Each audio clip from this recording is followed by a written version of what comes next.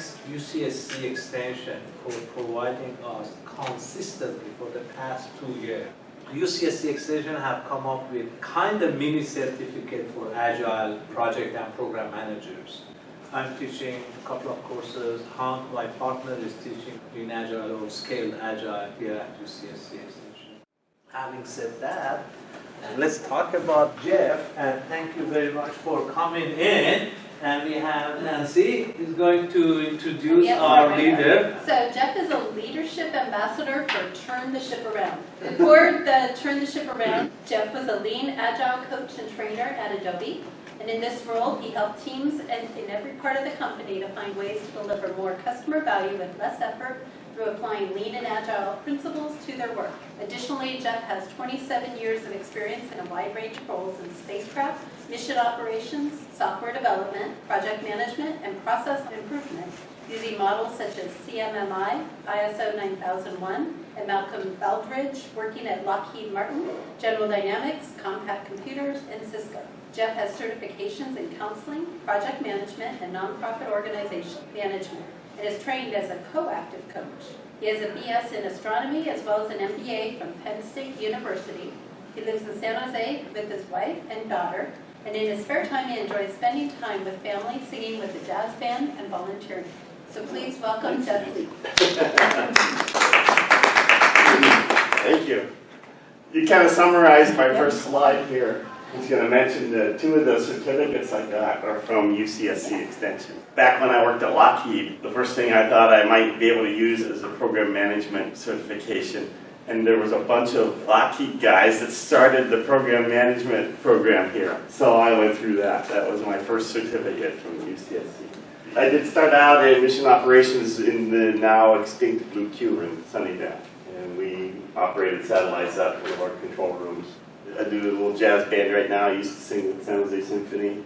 And my daughter has just started school at UC Davis, studying psychology. Ooh. My wife was a dancer in China. She was like China's #1 dancer and Beijing #1 dance company before she moved to the US. Think about a leader who inspired you to achieve your best. Write down one characteristic of that leader. What was one thing about that leader that sticks in your mind? One characteristic of an inspirational leader. Start thinking about leadership and start thinking about, oh, you already have some ideas about what a great leader is. So let's talk some more about that as we go through here in the next hour or so. I'll give you a little video here about David's story. David Marquet wrote the book, Turn the Ship Around, and both of these books up here. What happened was he joined the Navy, he's moving up through the ranks, he gets selected to be a captain on a submarine, nuclear attack submarine. And to be a captain, you get to go to school for a year and learn everything about that submarine. Every wire and pipe and nut and bolt, and you know every system on the submarine. You are the submarine expert. So they send him to school. The year's up, he's got 2 weeks, he's going to take over as captain, and the captain on another submarine quits. He said, well, we can't have a submarine without a captain. David, you're ready to go. You take this other submarine and you be captain there. Well, it was a different submarine. He didn't have a year to go learn it. He just had to go do it. And this little video picks up there. He was assigned to Olympia, and then he got reassigned to Santa Fe. So this is the story about David and how the leadership that he discovered as captain of the USS Santa Fe.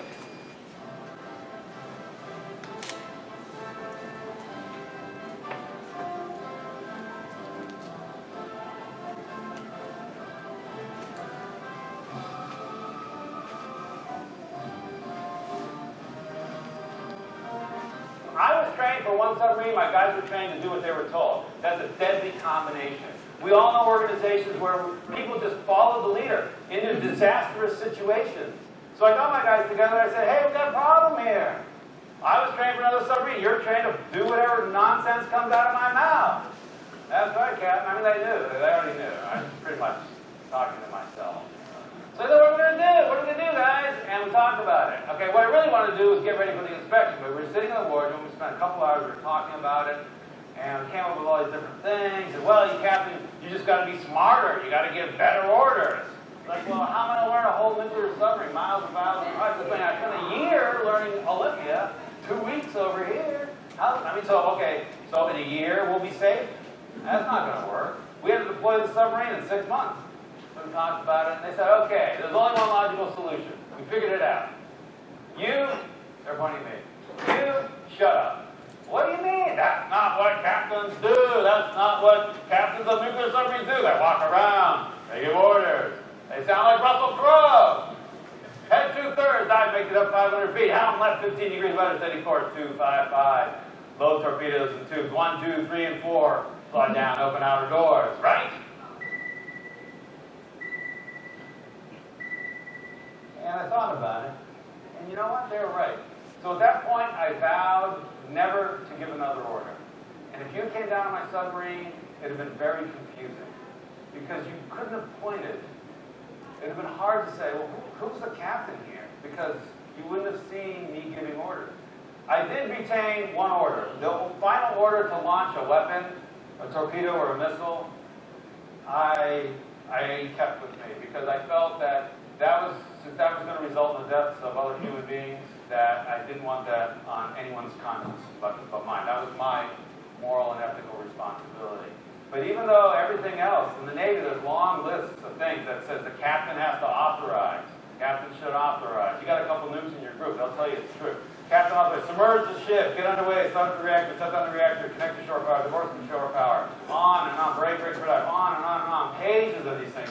I just refused to give those orders. What we replaced it with was intent. Instead of giving instructions, if you want your people to think, don't give instructions, give intent. So they're telling you, hey, what do you want me to do?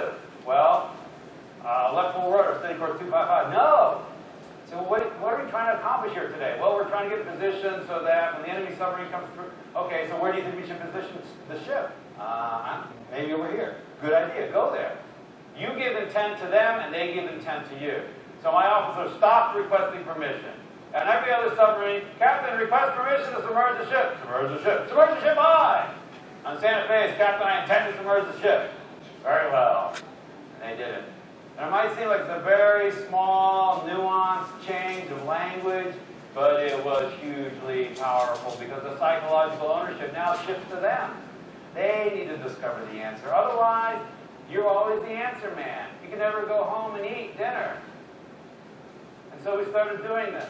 And it was hugely powerful. Actually went another step. Then I got smarter and I said, when the officer said, Captain, I intend to submerge the ship, I would ask him, well, what do you think I'm thinking right now? And he'd look at me, hard to tell. I'm guessing you're wondering whether it's safe. Bingo! So, well, convince me it's safe. The Captain, I intend to submerge the ship. All men are below. Hatches are shut. Ship's rigged for dive. I check the bottom down. The submarine's in the water that's been assigned to us. And then later I had asked him, is it the right thing to do? And they would say, well, yes, sir, because our mission... And these are the two pillars that I think support this idea of giving control. These are the two pillars that need to be in place. The technical competence, which is represented by, is it safe? And the organizational clarity, which is represented by, is it the right thing to do? And you put those things in place, you give control. You give control, and you put those things in place. And you are off to the races. So think about what's happening now. My officers are starting to think like me, because they have to think like, where should we do the ship? And so the guys below them, this took 24 hours to happen. It took a couple years for the full implementation, but immediately there was change. The officers are thinking like me. So pretty soon I could go in the engine room, find the engine room lower level watch who was taking logs in the lube oil pump, and he would know what the submarine was doing. He would know whether we were up tight, close to the enemy, it was time to stay quiet. Or whether we had backed out a little bit, this may be a good time to change filters and make a little bit of noise. A year later, we received another inspection. A year later, we received an inspection. The inspecting team gave us the highest grade they had ever seen. Not that year, not the Pacific, ever seen. Why? I mean, this crew had a captain who was a dummy. It's because that needle started moving up.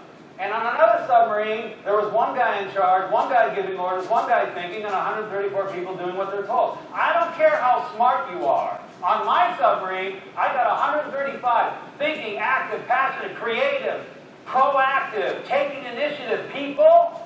It's a tidal wave. You don't stand a chance. Here's the solution. Move the authority to where the information is. You mean the software engineer can decide whether we ship the software? Yeah. You mean my salesman can close the deal? Well, up to $1,000. No. Yes. Whatever the price? Yes. What does it take to make that happen? Now, if you're picturing a lot of people out there doing crazy things and a bunch of arrows going in a bunch of different directions, you have the wrong picture. You create the environment so that those people are out there making decisions as if the CEO were standing right behind them. And if it's not the same decision, it's actually a better decision because they have the information. And not only will you get better speed of execution, because now you don't have this delay, what happens is those people feel like they matter because they're thinking. You engender thinking. You create the environment for thinking. The secret is, nothing I said is hard. There's nothing hard. The only thing that's hard is you. It will feel wrong. You've been genetically and culturally programmed to take charge and make it happen. Take control and attract followers. What you want is to give control and create leaders. It will feel wrong, and you will repeatedly start down this path and so choose, and then you'll be angry at yourself like I was. And you will have a failure. You'll go back to the old way. You will pick yourself up and you will go again. You will go again.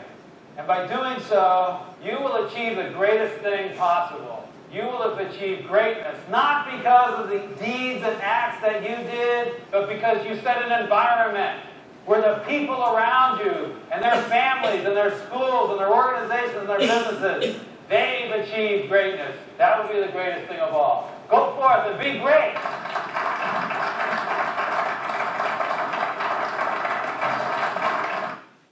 This is the USS Olympia, and this is the Santa Fe. You'll see there's a little bit of difference. This guy has the little wings here called planes. This one, those aren't there. They're down here on the front of the ships. Just hints about these are different kinds of submarines. This is David taking command, the ceremony, new captain comes on board. We have a framework we call the Know All Tell Not framework, and we'll go through this real quick here. He was a Know All Tell All leader. I know everything about this submarine, I'm going to tell you everything to do. He was like the puppet guy in the video, taking command. This is an example of some of the spaces. What do you think this green thing is here? Torpedoes?